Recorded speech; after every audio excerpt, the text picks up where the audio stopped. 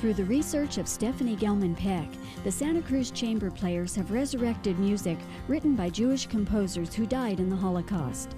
Smuggled into safe hands and hidden in an attic for 50 years, the music has finally found its first audience ever here in Santa Cruz.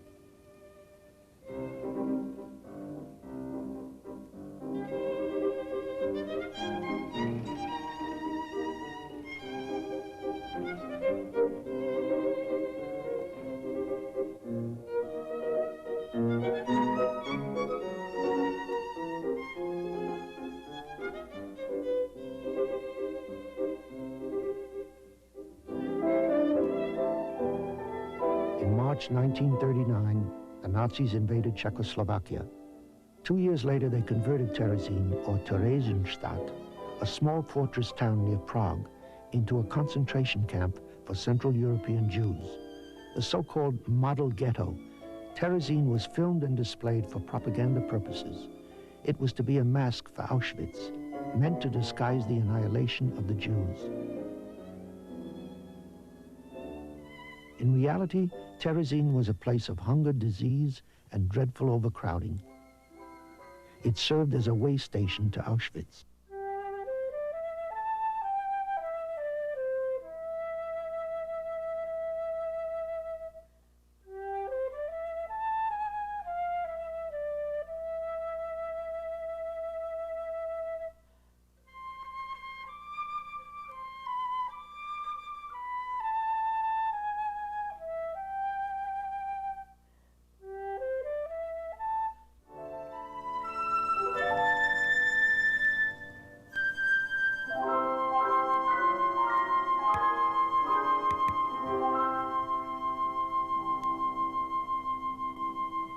Is amazing if you think about an area that has 150,000 people and what that area would produce in a 3.5-year period. It's unbelievable.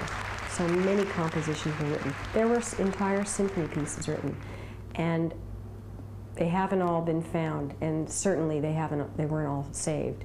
I think it's very interesting for people to understand how this music survived. For example, Victor Ullmann was on one of the last transports out to Auschwitz, and he packed his bags and he put his compositions in his bag, actually one suitcase, and at the last minute decided to take the music out and give that music to Dr. Adler, who was a writer and a historian. And he said, if you should survive and be here for the liberation and I'm not, please get this music to my sister or to my friend, as in the case of another composer. And Dr. Adler did survive, took the music from various composers. So Victor Ullmann wasn't the only one. Gideon Klein was another, and one composer may have given several compositions by 3 or 4 composers. And instead of taking them with them because their fate was uncertain, they didn't know what would be happening to them next, they entrusted this music, and then the music was handed to a relative or a friend and put in an attic for 50 years.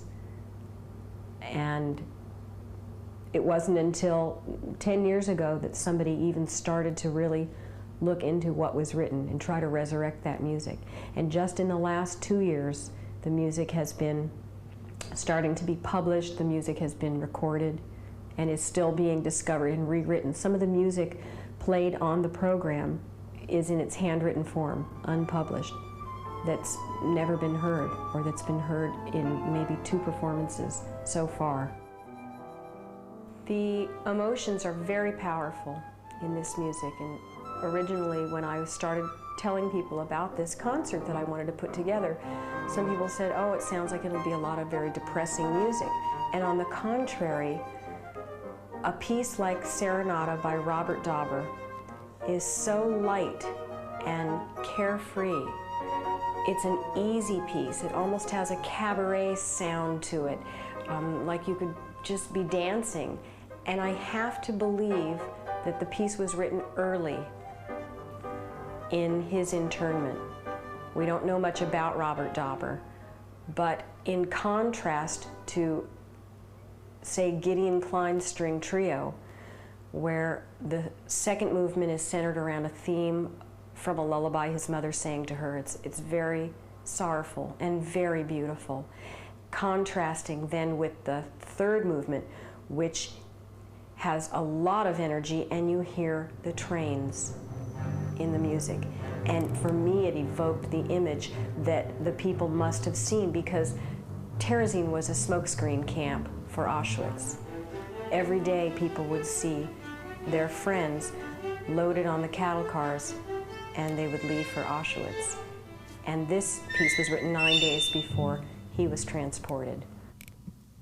That little green card is a ticket to the Terezin Cafe. With that ticket you could go, I think, once every 2 months and partake for 2 hours to jazz music and have a cup of ersatz coffee. But being transported into a world of fantasy, it was quite nice. On the stage are the Ghetto Swingers, a young group imitating in style Benny Goodman or whatever. For me, it meant 2 hours of bliss. Jews from all over Nazi-occupied Europe, the cream of the crop seemed to have found itself in Terezin. Of course, there were other places, as I heard, like Westerbork in Holland and so on. But Terezin was a unique place in that respect. This macabre situation of a piano concerto and a rooftop at one night and a transport to death the next day. Shoshana was 13 years old when she was in Auschwitz, and her family was killed there. She survived with one sister, apparently because they were assigned some work in a textile factory. The rest of her family was killed.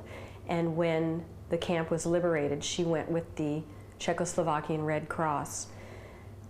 I know that it's only been in the last 10 years that Shoshana has been singing publicly these songs that were sung in the camps and that were sung by composers in Auschwitz. And it took 40 years for her to be able to do that.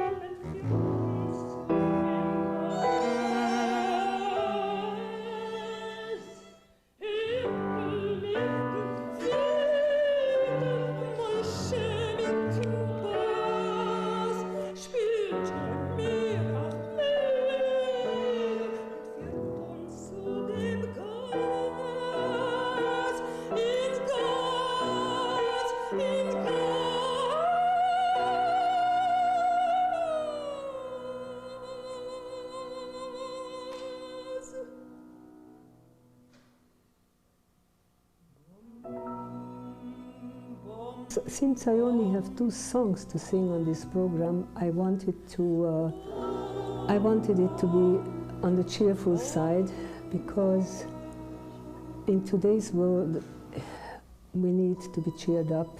The Holocaust didn't stop. There are new atrocities and wars and civil wars all over in every corner of the world. And so I chose a song which is sort of a philosophical song. It's about a beggar who used to quarrel with God about life and complaining and so forth. But miracles happened when he began to sing, Chiribim. Wine and sweetness poured from his song, and the beggar gulped it anxiously until he was so happy that he jumped for joy and forgot his trouble. The meaning to me in this song is, and the significance, that song which has been many times called the language of the soul, can perform miracles, or can save you from devastation, from upsetness, and can give you a new outlook on life, more than just words alone.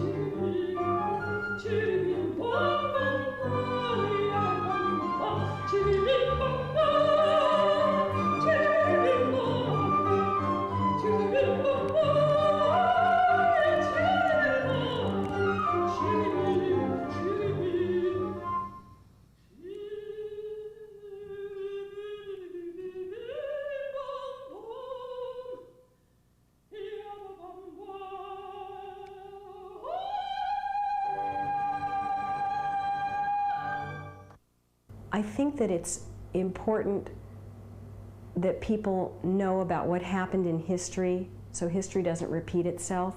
And something Shoshana said at the concert had to do with that the world doesn't seem like it's in a much better place than it was 50 years ago.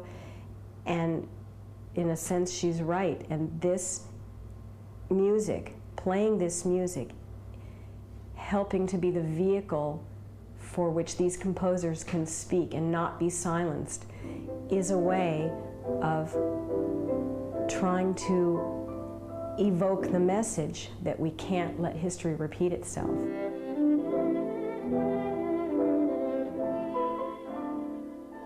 There is hope when you innerly and spiritually connect to music and song.